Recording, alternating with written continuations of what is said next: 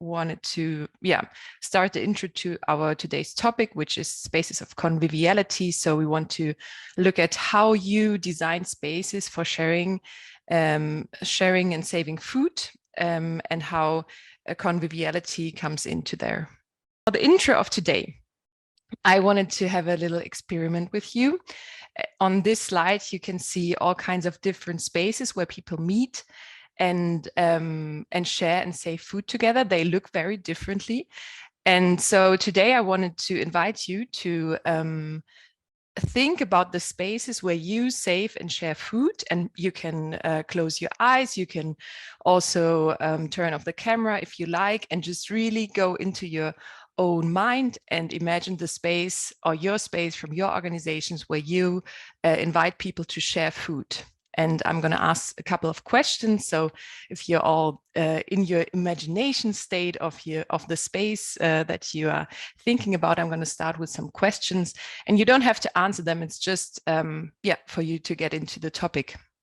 So the first question would be, how accessible is the place you're imagining right now? So is it a space where people can access very easily, if it's in terms of language, in terms of age barriers, if it's in terms of, is it a digital space, for example, can all people access this space you are creating in the digital world, or do they need some special abilities for this? The second question is, how much time do people spend there? So you might want to think about, if you have a garden, do they spend 1 hour or 2 hours? Is it sometimes too hot for them, so they would need some more shadow? If it's a digital place, then you could think about mental health. So is there a good balance between the time they spend in a digital space and the time they spend somewhere else? Do people maybe just run through the space you are creating and just picking stuff up and then leaving again? Or is there a space for them to connect with each other, sit at a table? How does it look like, and what function does this space have? And then going a bit more into a more emotional question, that would be, how do you feel about the space? Like yourself, do you like to spend time in the space that you're imagining right now? Is it beautiful for you? Does it smell good? Do you like the people who you meet there? Or is it maybe a bit more a conflicting space where you have conflicting conversations with people, sometimes challenging, and also without judging, just thinking about how you feel about this place? And if you've thought about a bit about the feelings you have towards it, our last question for you and your imaginary journey in your space is, what is your vision for this space? So from everything you have been imagining right now, where do you want to go with this space, and what's the vision? Where should it go? What do you want to improve? What can stay as it is? And just have a minute to think about your vision.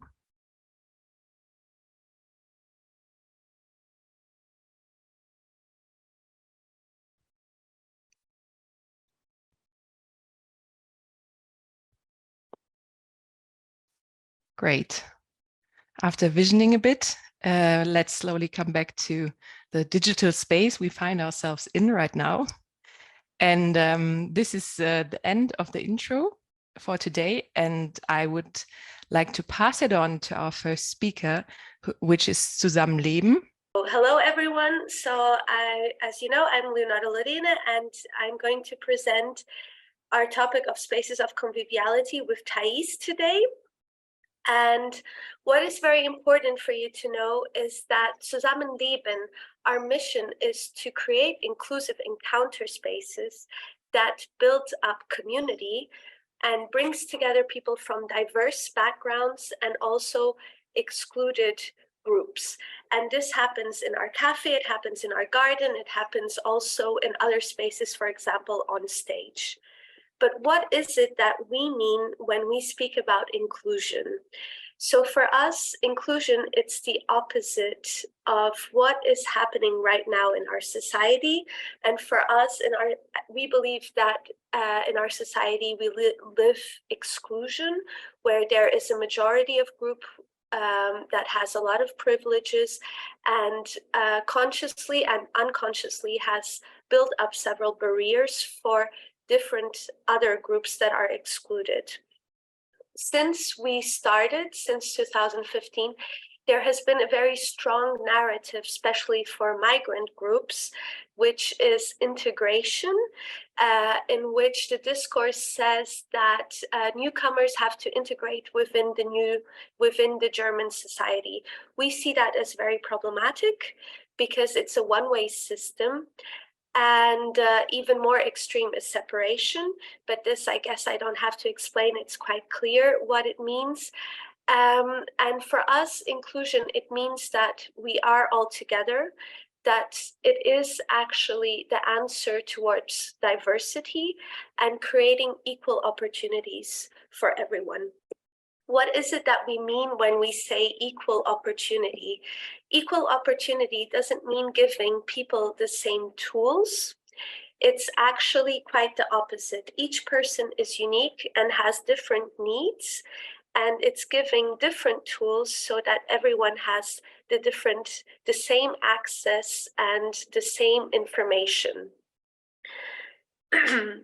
And this is also the knowledge that we've learned also with our diversity officer here in Freiburg, that actually practicing inclusion, it's actually not that difficult. And basically it starts with going to these excluded groups and asking, what is it that you need so that you can be part of this project and actively participate in it?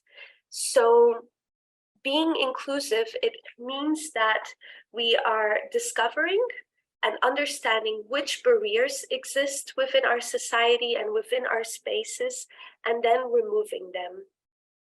And in resume, so inclusion has to be in front of, on top of, and behind the stage. And this little introduction that I gave to you guys, this is basically the framework of how we design our spaces, how we think about it, and how we critically also evaluate them. So going into our two physical spaces, we have a garden and we have a cafe. The garden we have since 2016, and the cafe we have since 21. What I would like to say is that my opinion is that each space has their own challenges and limitation. There's no such thing as a perfect space. And just as an example, our garden, we have no electricity. And in our cafe, we are in a historical heritage building, which means that we are very limited towards what we can change in our cafe. Now going into our garden. So when one of the big barriers that we identified was access to land. Freiburg, everyone would love to have a community garden, a community patch. And we identified that for migrant refugees and people with disabilities, that it's much more difficult to have access to these areas. And this is why we thought we gave 1/3 of our garden for these community, specifically for these groups. And also very important is how to the financial access. So all tools and seeds are free, accessibly, and are managed by the community. Our garden is open for everyone. We also have an inclusive toilet, and we have regular visits from a disability task force that analyzes our garden and gives us tips in what we can still improve. And there's always room for improvement. So we have also a raised bed for people in wheelchairs to also have the possibility to garden. We have many of our information translated in different languages, and we also have very essential is a community manager that shares information and also solves conflict when anything raises up. Then another problem that we identified in our society here in Germany is that for young adults with disabilities, once they finish school, there is a very straightforward and very tight route that they can do. And there is a lack of internship opportunities in other sectors. So we started making this available, and we have since 2019 this opportunity for young adults to do their internships with us. We also offer long-term internships, and the need is there. And we also started now in the cafe since the beginning of the year, which Thais can tell you a bit later on. Then also giving the stage to our community, empowering them. We have several events, cooking events, workshop events, knowledge sharing, in which is different people from our community take the lead role and teach us. So for example, there in the left, you can see our grape leaf workshop that we do every year, and it's always very interesting to learn the different techniques from different countries. And also the cosmetic workshops with products from our garden, or the bees, or cooking together. And now I would like to pass to Thais. Hi, so yeah, going over to the cafe. Other than the small challenges Leo has already talked about, obviously in cafes in general, barriers are often food prices, the food type, the location, whether it's external or internal. So I mean, where it's situated in the city, as well as the physical space and the language. So for us, what we've worked on, I mean, the location we couldn't necessarily choose, but it is fairly accessible. It's near to the center. We've also got a no consumption, which means that anybody can come in. They don't have to buy anything, whether it's food or drinks. They can even bring their own food in. We've got a wheelchair accessible toilets. Our furniture is set out in a way to make sure that it's accessible the tables are accessible to wheelchairs. And our price system is something that's very important, and I'll talk about that in the next slide. But what's also very important for us is to make sure that everybody feels welcome, obviously, and people from all ages and different backgrounds. And this we do through activities, but as well through our volunteer and internship program. We've got an inclusion leader, and she takes care of young adults with disabilities. And generally speaking, the cafe is run by volunteers. So that encourages both for interns or volunteers for people to contribute their time and skills to keep the cafe running, to create a sense of ownership and empowerment. Yeah, so as I was saying, one of the main things other than volunteers is our price system, as well as our diverse menu. So we've got an organic, mostly organic, or what we like to call socio-ecological menu.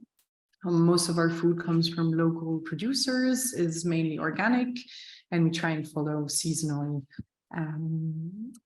the seasons, which means that we also have a menu which allows for a variety of dishes, as well as vegan, but it's only vegetarian, but very often vegan, gluten-free. And going back to the food prices, it's very important for us that our prices reflect the true costs of food production and preparation.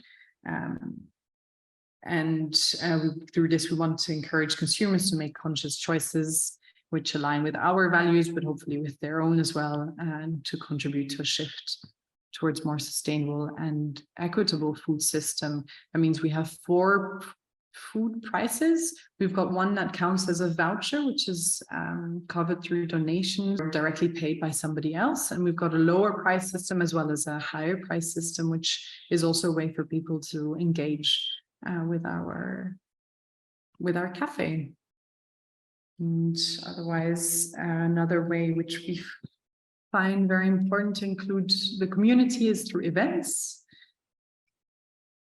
And those are regular and free. They're externally funded, and we've got evenings such as Arabic cinema evenings or storytelling sessions. We've got a kids cafe once a week with a discrimination sensitive library. We've also started with a comedy club night in English, and we've got a regular African cafe.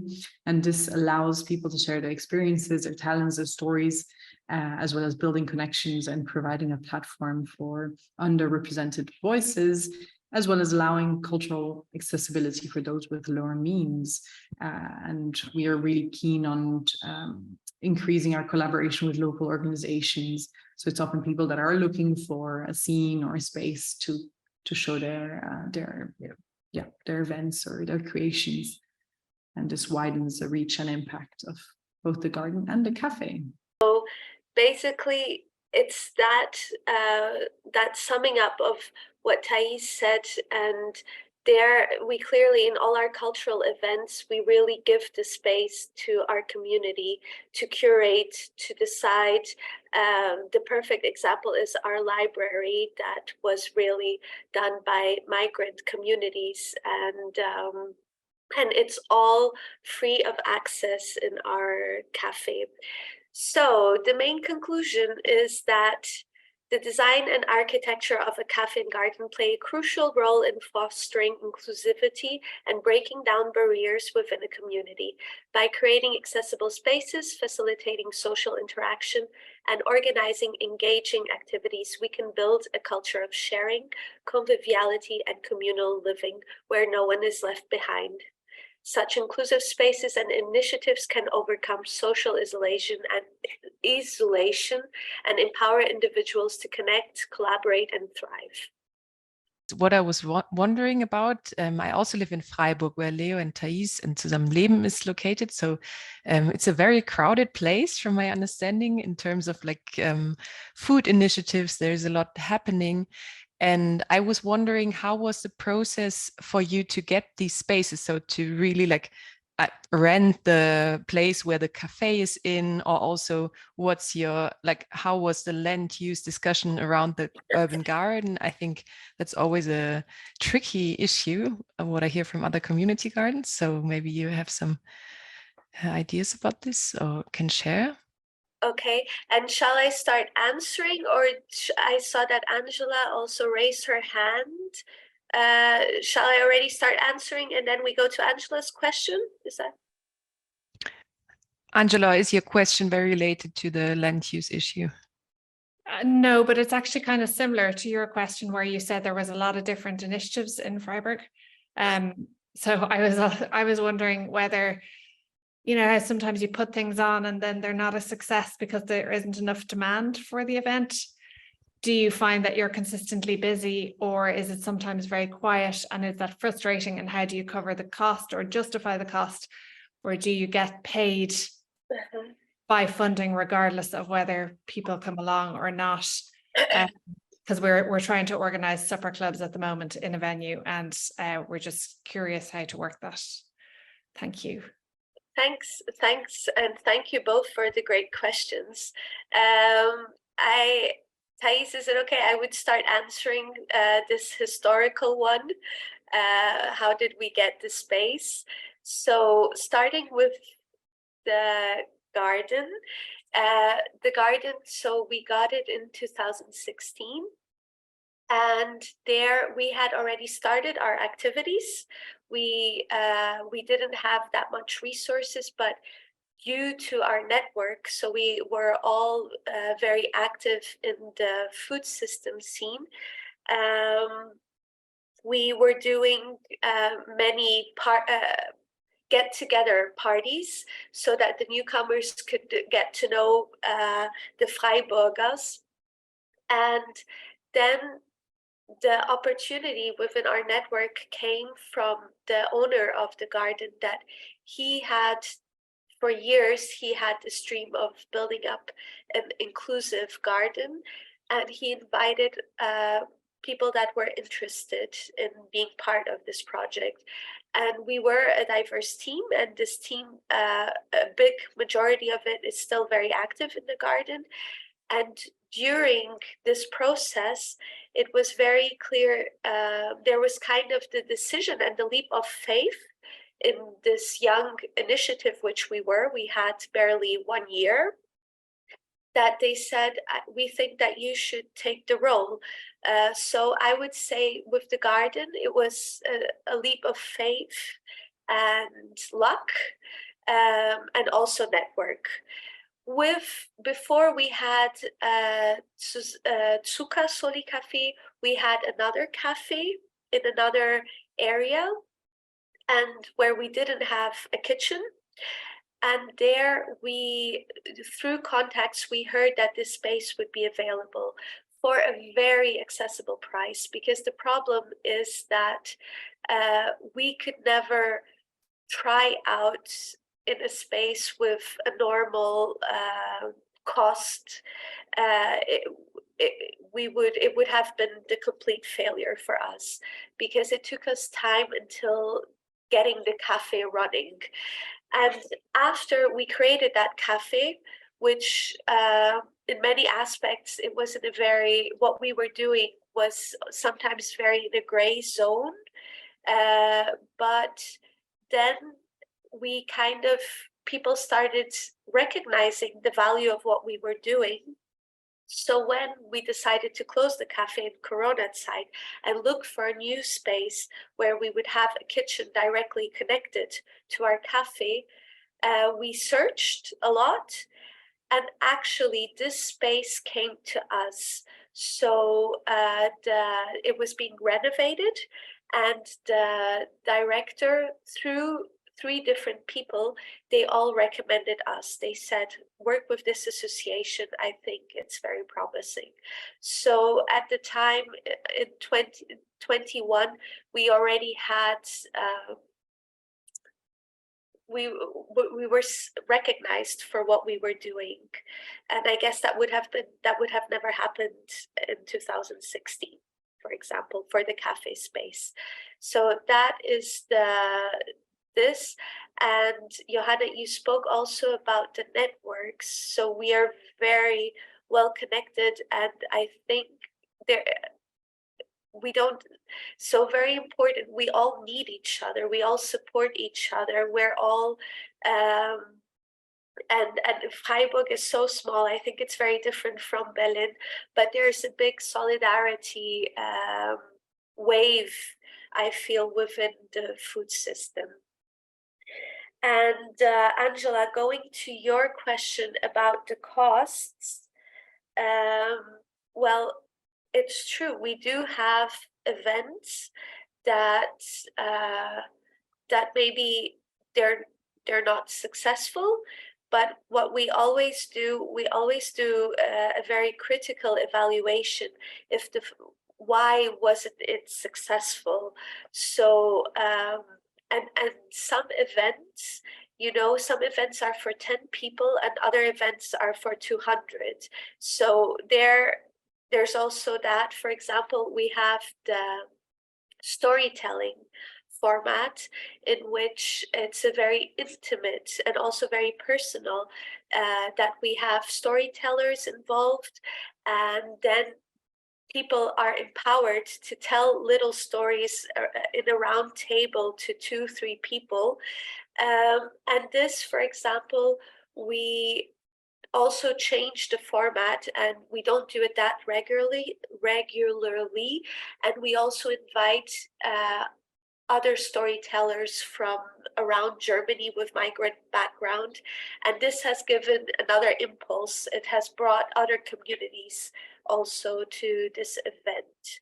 And and we definitely have days that our lunches we don't sell enough lunches, and that we're like a bit worried about how do we manage, and we're constantly thinking of new strategies. Thank you a lot. It's very inspiring to listen to Freiburg examples.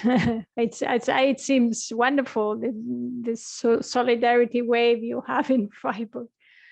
But my question is about, compared to Spain and Catalonia, there's a tradition of which, like from historically, of social centers in neighborhood levels that are, I mean, it's the municipality who pays for the place, and then the organization that are active, they create the activities, and normally, and now we are kind of in a process in Barcelona when we try how to, instead of having people working as the monitors of these social center being employed by the municipality, that the organization of the social centers should be done by social, I mean, like organizations like you, like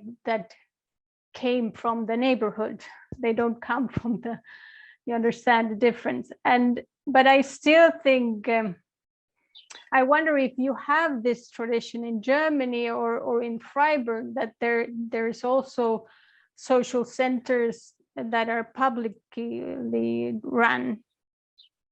I would say yes, but there maybe also I'll ask also Johanna also for support, and Thais the German.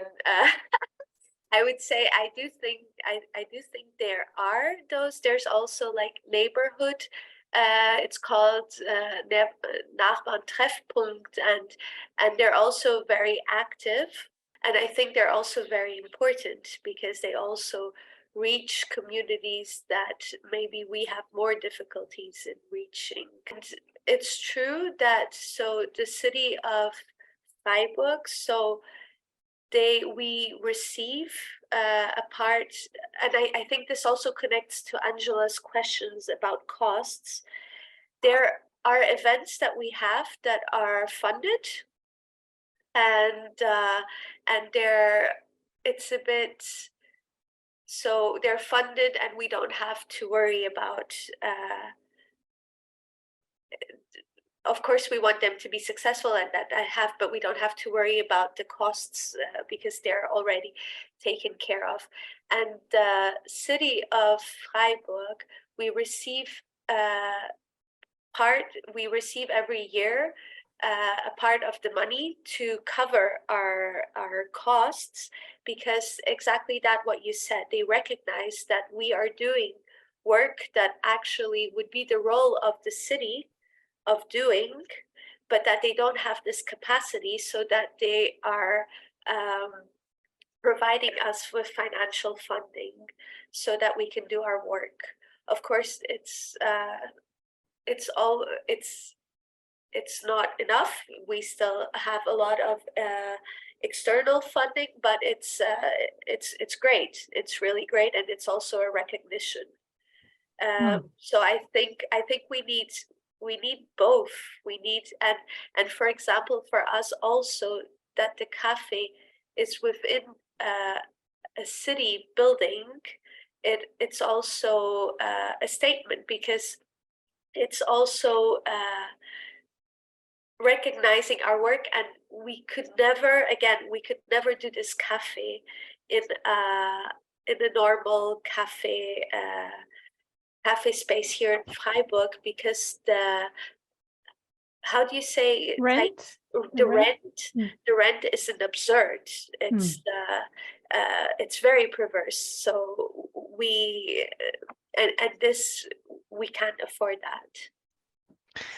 Thank you so much, Leo. And I hate to cut this discussion because I think it's super important. Also, I just wanted to share, we at ICLE Europe, we had recently a big excitement about libraries, which I also find a very interesting space. But other than that, maybe let's take it to the breakout session, and let's pass over to up farming for our second presentation. So yeah, to start with, first thanks Thais and Leo for the great presentation. I think it's going to be a great complementary presentation because just a little background, Thiago and I, we are both architects. So when we see the word spaces, we already think about urban areas and like planning and architecture. So I guess what we can add on this presentation, besides the work that you been learning about our work in up farming, is also how we see the city and the spaces and the tools we develop as being architects throughout the years. So we like to think as cities as edible communities, and that how can we think about the spaces around the city as places to produce food, but not only, but also to create spaces to share food, meals, new connections, debate. So basically, how can the space can also be multifunctionality that we already talked through.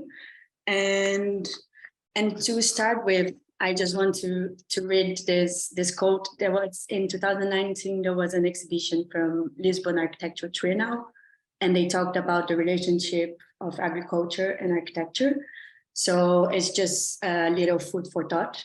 Agriculture and architecture have evolved in parallel since their common cradle in the Neolithic period, with strong links and symbolic correspondence, which were progressively overlooked, repressed, and forgotten. Given the present environment predicament, our basic hypothesis is that their reconnection may be one of our most urgent tasks. So starting from that, the idea of the agriculture and the architecture, they somehow been developed through the centuries.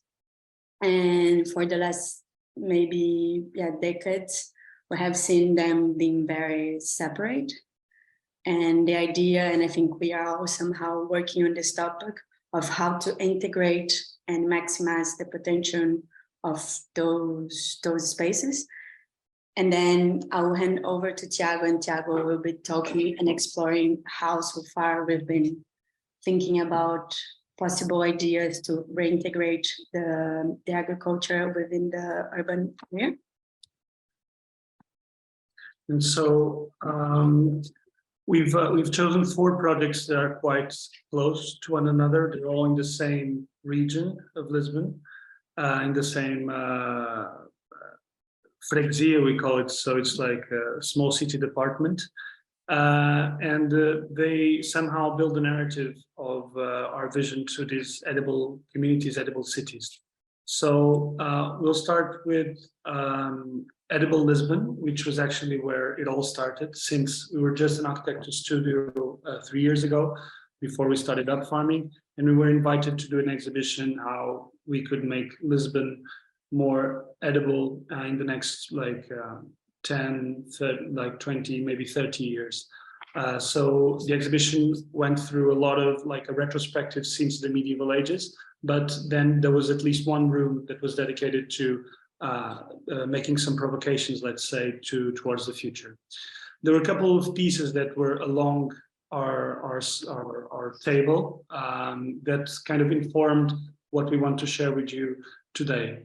One of them was these 2 pictures that depict, in the first one above, how our fascist state a couple of years ago imagined how the housing would be, so with the regular housing with some kind of hygienic gardens, and then afterwards what actually happened. So people felt the need, so the urge to actually occupy those spaces and make them edible. We're talking about mostly people that came from the interior of Portugal or some rural areas that were quite used to having those kitchen gardens. So instead of having the hygienic gardens well behaved, so to say, they would have made them quite an interesting and prosperous oasis right next to their homes. So I think this first image talks about necessity, need.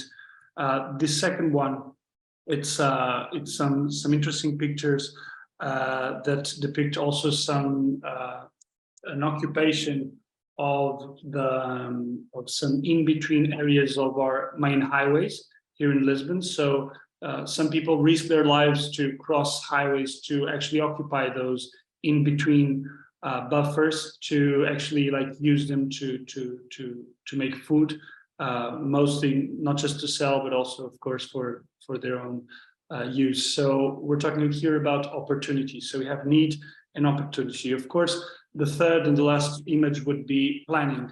So the idea of including this image in this room of the exhibition would be to ask the question, how could we actually be able to include the community's needs and the opportunities of vacant spaces we have available and put them into paper and write them down, so we're somehow collectively obliged to develop them in the future. This is a plan for brilliant landscape architect that designed, amongst other things, the Gulbenkian Gardens that you'll be able to visit next year in June, hopefully.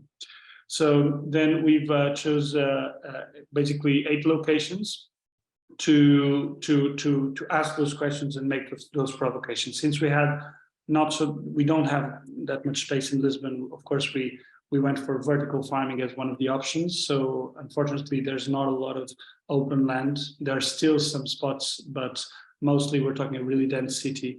And we thought about going vertical as an option. So this is the 8 locations. So we've, among other things, we made this kind of impressionist collages. So we picked a lot of pieces of art from open source galleries around the world. And we made these collages to have this feeling of how the city could look like. So this is a prison in Monsanto, a forest that we have here in Lisbon. So the idea here would eventually we would be able to integrate inmates in gardening activities and then on selling those crops to the community. Here we're talking about Conviviality, which is I would say a high-profile neighborhood, and but that has some areas, some fringes that are quite challenging in terms of community integration.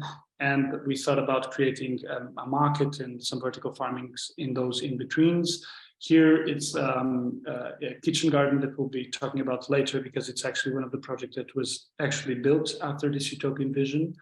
Riverside, so big scale, in almost kind of industrial scale of those vertical greenhouses. A low density neighborhood in Alvalade as well. This one is not built, but it's like at least we've kind of shared with the town how it could look like. Here it's an hospital, so we had a vacant. It's a parking lot, and we said, why not integrating vertical farming into hospitals so that we can develop a lot of activities that could actually enhance the well-being of both patients and the hospital staff. And here it's a cultural center in Lisbon, Braço de Prata, in a really industrial area. We wanted to go cultural as well. And this is a school right next to our studio called Gil Vicente in Graça, and was also an opportunity to integrate in the school curriculum and canteen the idea that kids could actually produce their own food. So we just had like a kind of mapotec, a small table 2x2 that would illustrate with some shelves how those visions would look like in those paintings, a couple of models that would be able to express in terms of the density and the scale and the void that those farms occupied, how they would look like, and of course like a 1 to 50 model of how those rotating vertical farms, we didn't know by then that we were actually going to work with this technology, would actually integrate inside those greenhouses.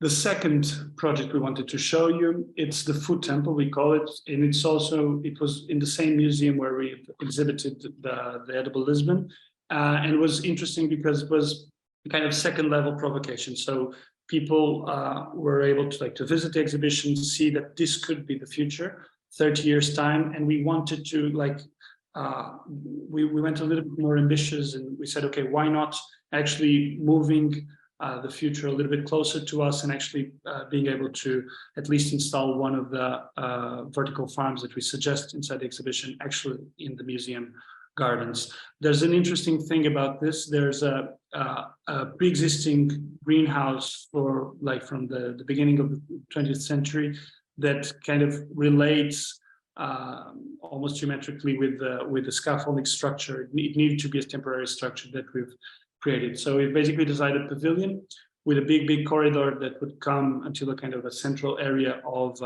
where the vertical farm would be.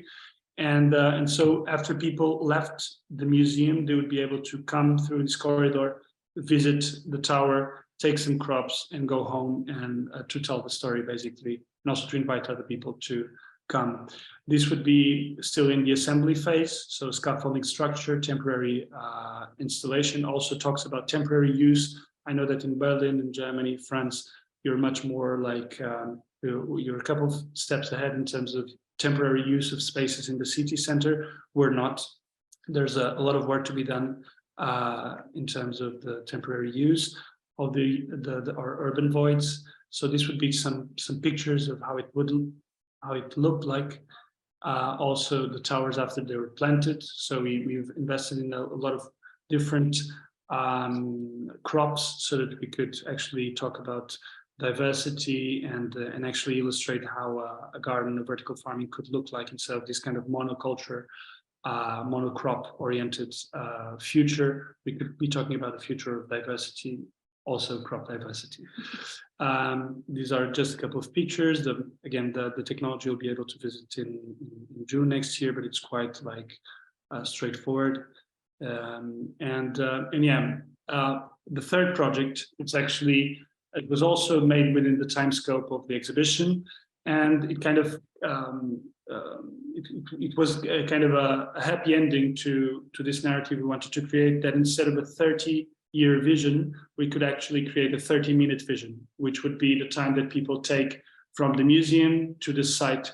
So this was one of the collages, still a dream when we designed it, but actually we've applied to a public fund, municipal fund, and we actually got the funding to build that vision. So people would be able to go to the exhibition, visit the food temple, and then do the 30-minute walk recommended in the exhibition, and then visit one of the actual vertical farms being built.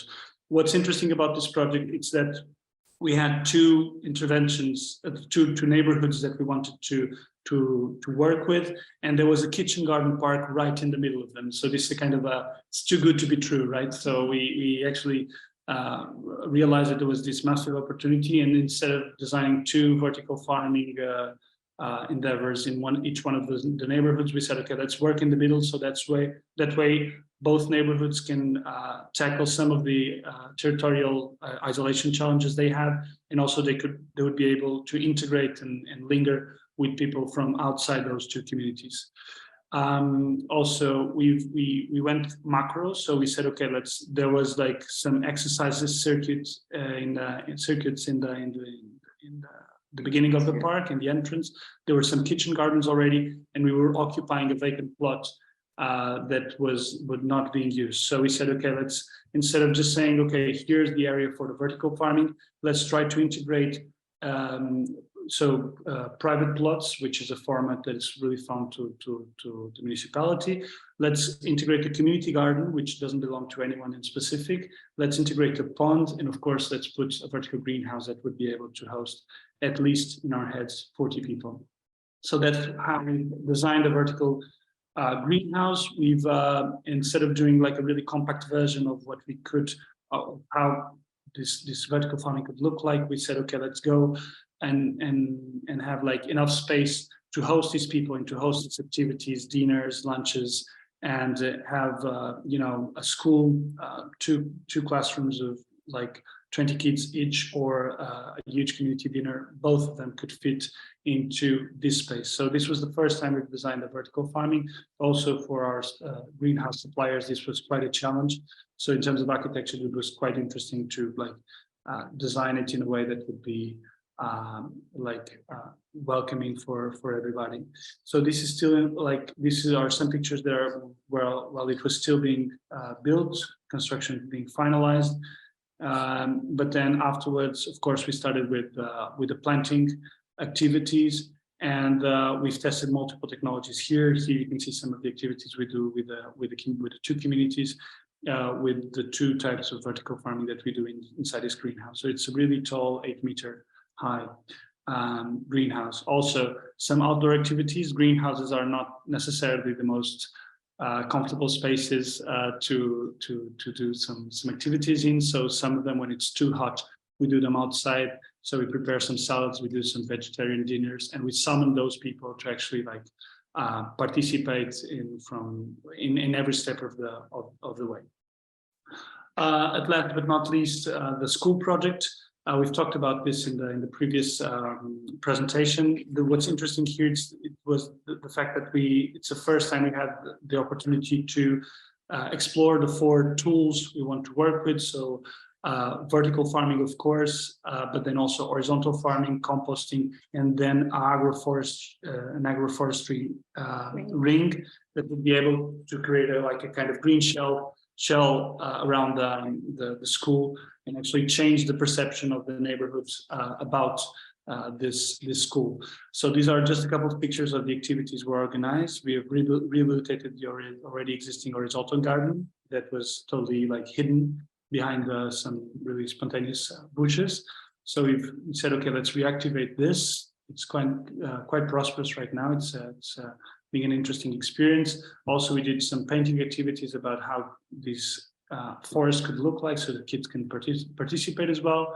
Here are some pictures about like how we've like engaged them by actually like planting the trees and doing you know, a kind of symbiotic planting activity with multiple types of crops. And a kind time reminder. You have, yeah, it's the last slide, I think. Yeah. So Okay. and yeah, some activities. I think you need to be mindful of that. But some, as the last slide, we wanted to show as well, like the kind of work in progress that we're doing with vertical farming. Right now, it's quite white, but it's going to be quite green in the next couple of weeks, hopefully. Thank you for your presentation. And also, I mean, I think it's really interesting, this perspective you have from being architecture engaged, because I mean, in most cities we have the urban spaces, the green urban spaces that we are able to plan, we are able to decide from the city what to do with these urban spaces. But then we have the so-called agriculture spaces, or they are not defined as the urban spaces, and then we cannot plan them in the same way. So I just wondered if you in your work any time have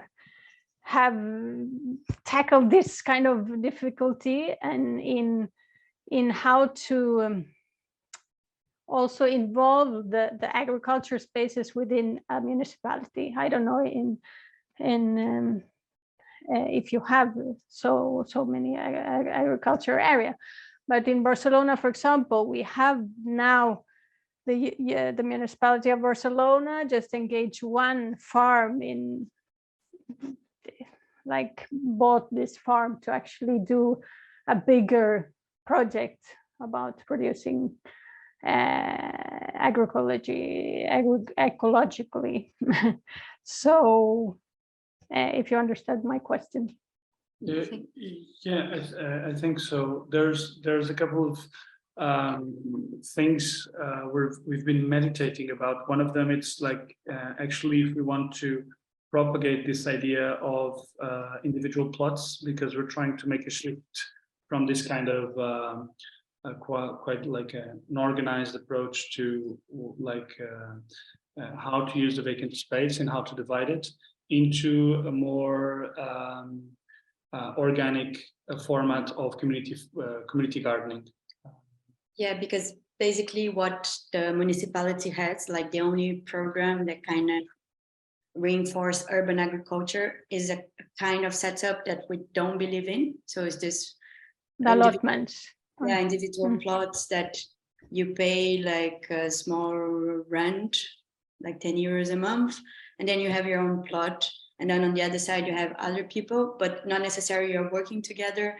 And people sometimes through their lives, they don't have enough time. And then these plots died or whatever. We just visited one yesterday, and we had this big discussion of how we can suggest what will be a best solution that it's more aligned to what we believe and we wanted to do as a community, and because we feel supported and no one will left behind because they couldn't do, and also like more old people that been living in the cities, but they have this connection to the countryside, and nowadays they have some difficulties in like moving the soil or doing some basic tasks. So how we can get all like the energy and the tools and the people we need to do one thing together.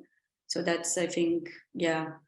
And also, I think there's of course, like for formal structures like a municipality, there's always, like Leo mentioned, like there's a leap of faith as well. So they need to trust the communities, and then the communities need to trust themselves.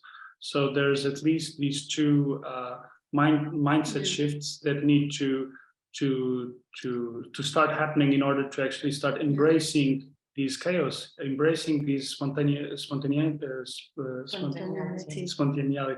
I would also add on top of this, in terms of like land classifications in the city, because I don't know how's in Barcelona, but through my thesis, I also talked a bit around this, and I thought that I came up with the idea that this problem of like of the food supply chain in a city, I was looking to Lisbon, there was 3 scales.